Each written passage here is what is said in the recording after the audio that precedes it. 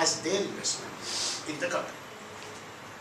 A minimum of 25% of the paid up capital of the company shall be held by the promoters. The remaining 75% may be offered for the participation of general public. The idea is to ensure that the promoters have a stake, a risk in their own company. Otherwise, they will be playing around with the funds of the public with no feeling. That's the concept.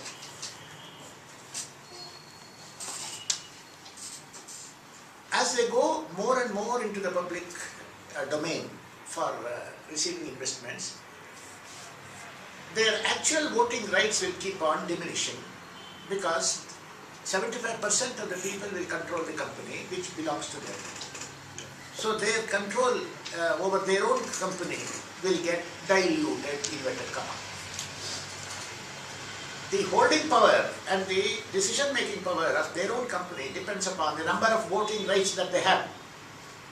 If they have one share, they have one voting right. If they have two shares, two.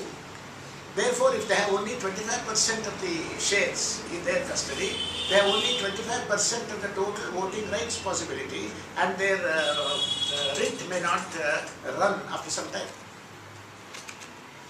They began the company with probably 90% of the holding when they started.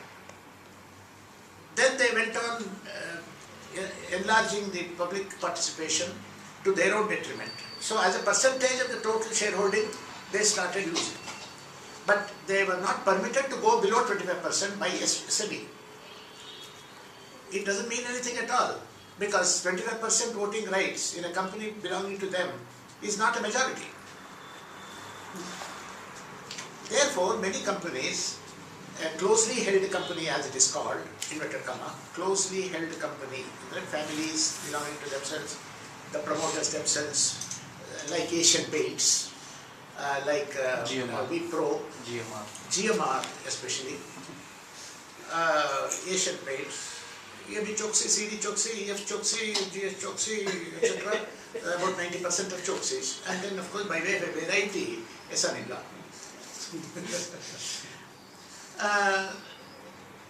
They lose the control. That process of losing control on account of making it more publicly held is called dilution. Tata and Sons, who started Telco, have hardly 2% or 3% of the shares of their own company. So they have absolutely no control over Telco, except Tata continues to be a nominated chairman.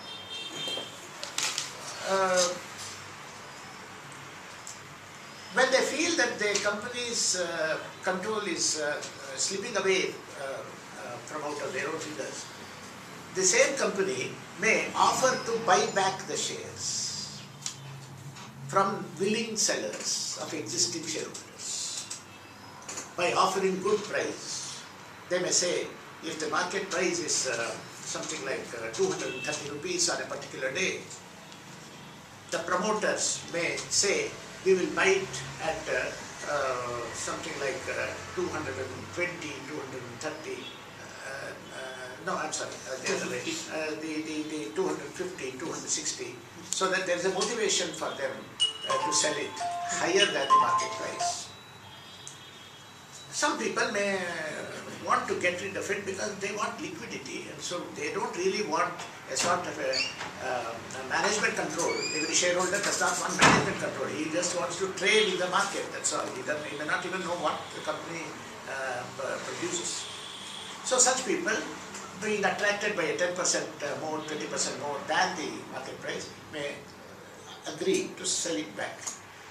And the promoters will buy it back.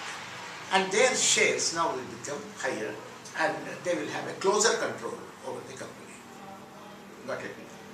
What has happened is only the shares have transferred hands from one general public member to a member among the promoters. How has it affected your authorized capital? Authorized capital is affected only if you want to go in for a fresh issue, additional shares, fresh issue.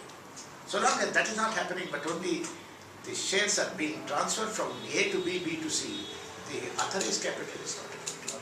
So you said that 25% should be held by the promoters. So this is for a private limited. Both. I'm sorry, wrong. Private limited, this question doesn't arise at all. There is no public participation at all in a private company. Therefore, this 25% rule applies only for public limited. That question is over. Second. White and Ruby. Why is that? Second question. The similar is actually my question, corollary of the first one. Say the investor first round invested some money which accounted for 20% of the paid up capital. Who? One investor. One? Not a promoter, investor. It amounted to 20% of the total paid up capital. Paid up capital. So 20%. So his idea is that to take over the company. No. Even for with the subsequent round of fundings, his 20% stake should remain the same. And so that means for every subsequent round, he should be given the chance to buy few more shares so that it matches always 20%. Now in a public issue, he is not given a chance and all that. He has to take a general chance. No, I'm speaking about a private limited, sir. There is no private limited company public issue at all. No. Private limited company is like a partnership firm, sir. Right, sir. I'm not speaking about this. So even there, can he assure this anti-dilution clause? I'm a promoter and I'm speaking. In a private limited company, anti-dilution law does not operate. Private limited company is very private. Where the public interest is involved, then anti-dilution law may come into picture. Right. We have no anti-dilution law as such as in America. We have only one stipulation that the promoter's stake should not fall below 25% of the total capital. That is all the regulation that is in place. There is no law as such. What? Yeah, again regarding the depreciation. Instead of discussing with the context of time value of money along with compounding and discounting, we didn't discuss it there, we discussed in a separate scenario.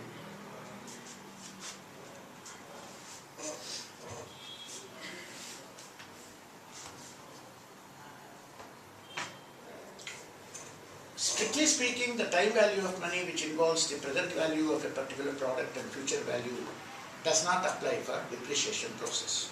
Depreciation is only recognition that a certain capital invested today for a specified period of time, which is decided by the manufacturer in terms of the life of that asset, you recover the investment through depreciation, is the principle involved. Now you have rupees 100 face value, rupees 100 as the, you will see whether there is any black red. Yeah. That's not working.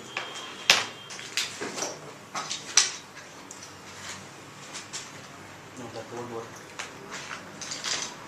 Reynard, sir. Okay. Rupees 100 is the original value of an asset. I buy a lathe paying 100 rupees today. I am told that the lathe has got a commercial life of 10 years. 10 years. Depreciation is a cost which is permitted as an allowable cost in Income Tax Act. That means it is a cost recognized for the purpose of allowing rebate on the tax. You understand? Rebate. If you have to pay tax of 30% on a profit of 200 rupees, how much will you pay, sir? 60 rupees. 60. This is a profit, net profit. Yes. Net profit after recognizing, for example, depreciation as a cost. Allowing that depreciation as a cost to be recognized is called allowable cost.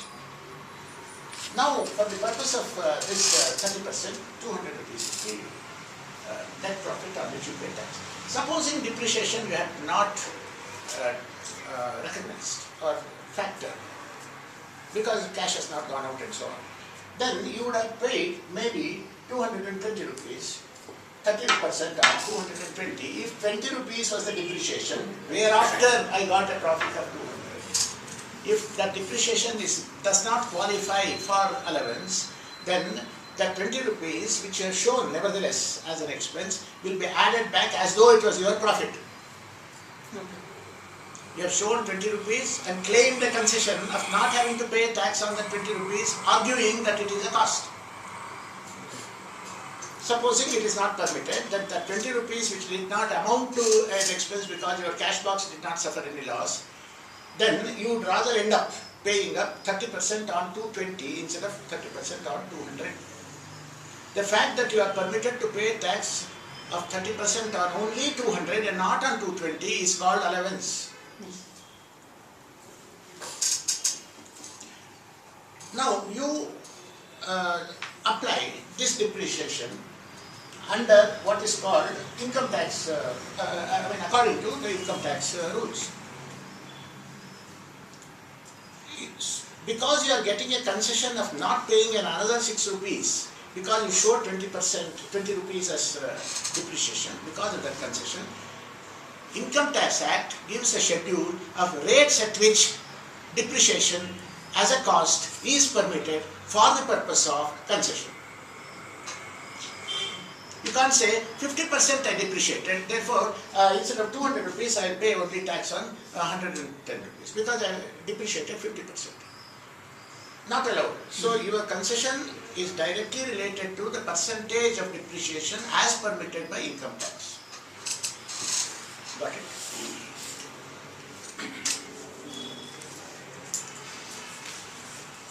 That income tax schedule, let us assume, shows 10% as permitted rate at which depreciation is allowed. If you do so, I will give you a concession of not having to pay tax on that depreciation amount.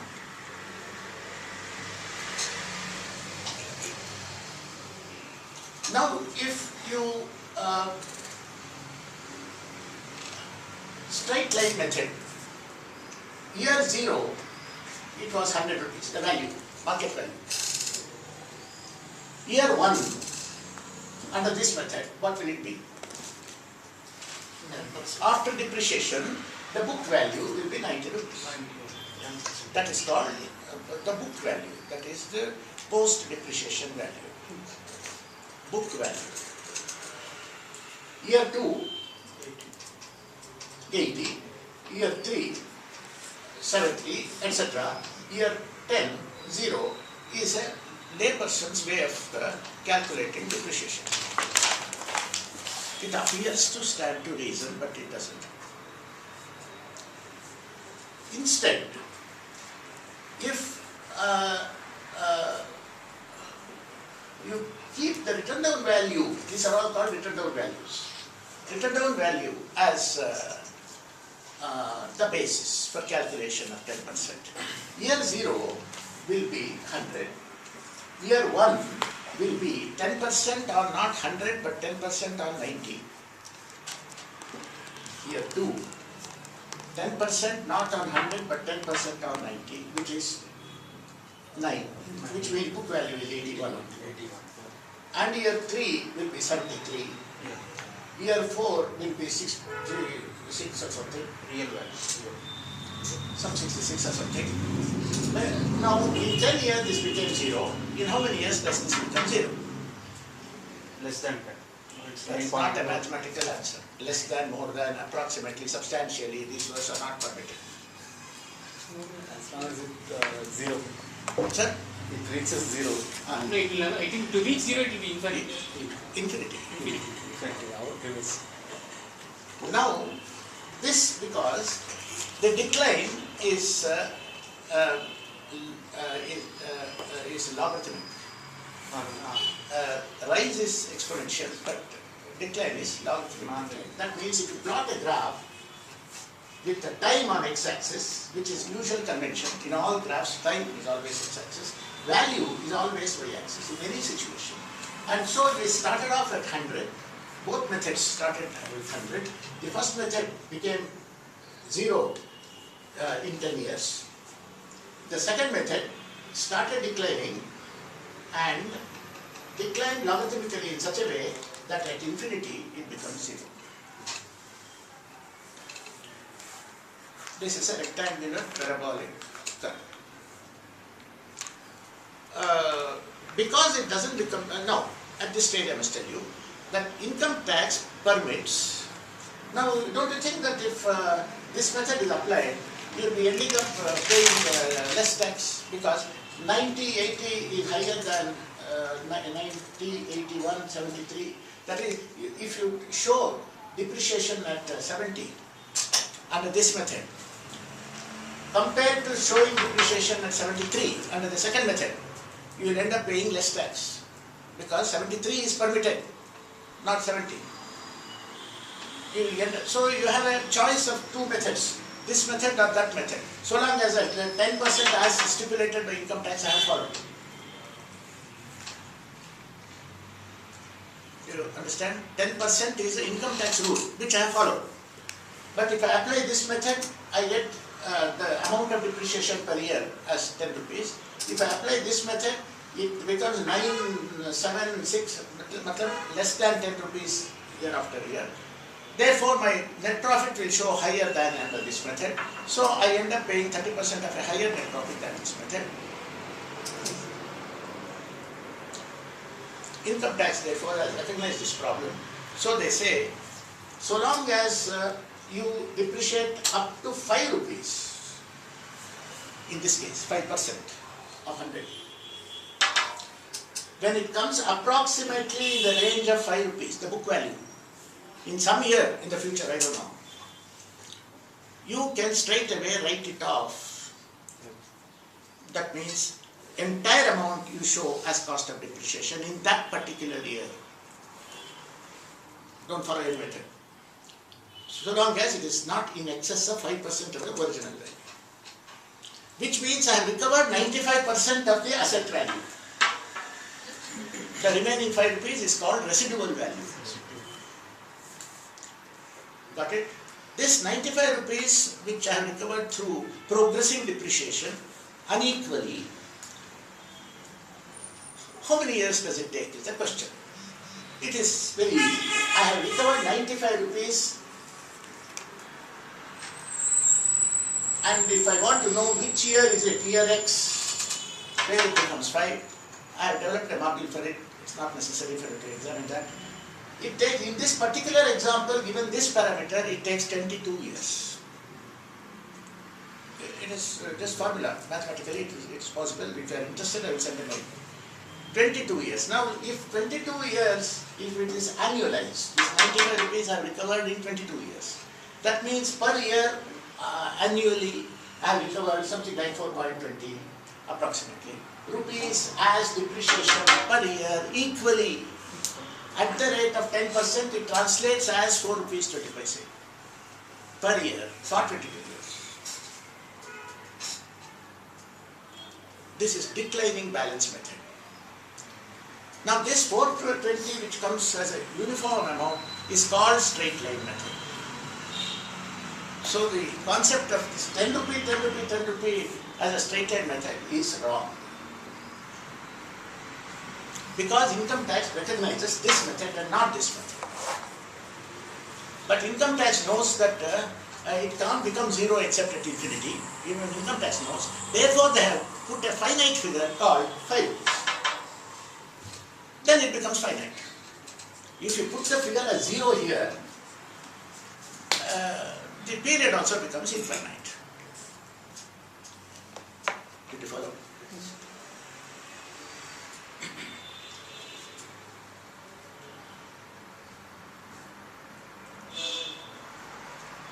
Did you understand, sir? Yeah. All of you? This 4 rupees 20 paisa, now the income tax says, you can follow either this method or this method, because I am satisfied that 95 has been recovered in 22 years. Either under this method or under this method. I am satisfied. But now I leave it to you, to your choice, to apply this method or that method in your balance sheet. Which method would you apply and in what circumstance? Tell me. You understand the implication of it. The amount of depreciation is different between these two methods. And depending on the amount of depreciation, your taxable profit will keep changing. Which method would suggest itself to you and why? Other things Now let us call this written down value method, not other one, this one, that one. This is WDV method. This is called straight line method. In between there is no method. Now you answer. probably I will choose WDV because initially I can reduce 10 rupees and so on. Instead of a 4.2 every year, first year I can reduce 10, 9. Yeah, higher amount of depreciation I can charge, Yes. and so a higher amount of concession I can get. Yes, at least yes. Uh, So since I'm going to get it now, intuitively now that will automatically reverse. The trend will reverse after a while. after midway, say 11 years. Yes, After 11 years, the trend will change yes, as between these two methods. correct. At that stage, I will change the method Oh, it's allowed. Oh, once per asset. once per asset allowed. Then that is it. Okay. Good answer, very good answer. In the beginning, in the first half of the commercial life of the asset, I will apply the WDV method, and after 11 years, I will apply straight line method. I get the benefit of both the worlds. Is the correct answer. Once means that when we Once for the life cycle of that probably. Yes? something like we reach a return of investment or something. No, this is nothing related. No, no, sir. You are writing off the investment Right. over a period of 22 Not years. this case, okay. So long as you do it for 22 years, which method do you follow? Was the question. I will follow the WDV method for 11 years, and from 12th year onwards for 10 years, I will follow the other method. Because income tax allows one changeover once in the course of one asset. Now there is no time value concept here.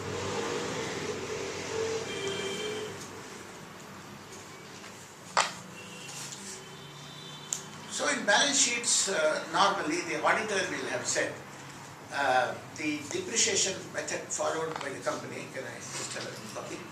Give me any copy.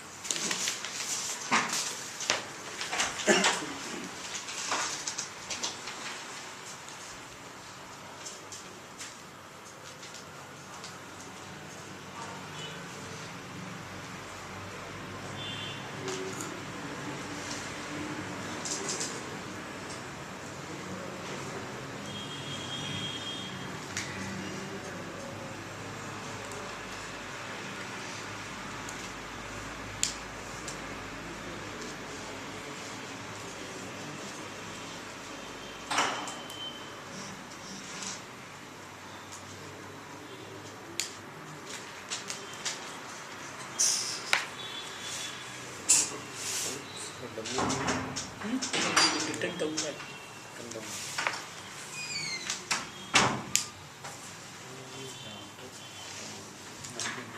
It's usually 100 after 1 year, it's like only 90 rupees, only 10% is cost. The new value is basically like, so now the asset is validated, 10% is 3 years. Seven is the same thing, you're just writing, but you're writing a fixed point of origin, 100 makes 90, and then another 10 is gone off 80. So uniformly you are reducing, each year it will reduce by a constant amount. Here each year it reduces in percentage amount. 100 being 90, the 90, out of 90 it will reduce like that. But here out of 100 only you are using, so initially you are just reducing, the constant 10, reducing 10.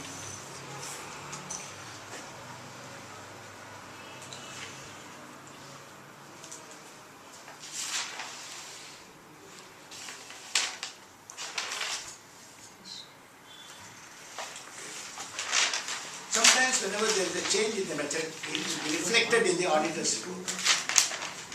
They would make a statement positively that there was a change in the method from this to this, and the impact on net profit, the amount of impact on profit is this much, is by way of information they give. Now, you see in this balance sheet, there is a depreciation slash amortization. Okay. Now, any other question? That's it. We had some questions. Sir? So why they will start with 10 rupees or something like such a low value? Sir, I am a small man having only 5,000 rupees investable money. I should also have a opportunity to invest in a Larsen and Toubro. So I should be having an inclusive policy. So I'll keep the share as low as possible so that there will be more wider base of investors. That's one important thing. Wait a minute, you just concentrate here. Somebody is. All right, you just attend to it because when I'm no, you attend to it. You call it, I put you. That's all right. State Bank of Mysore, when it started issuing the public issue, kept it as 100 rupees. Even State Bank of India, Asian Paints, 100 rupees. Now they didn't have wide participation because a person would at least have 100 shares to get some significant amount of dividend.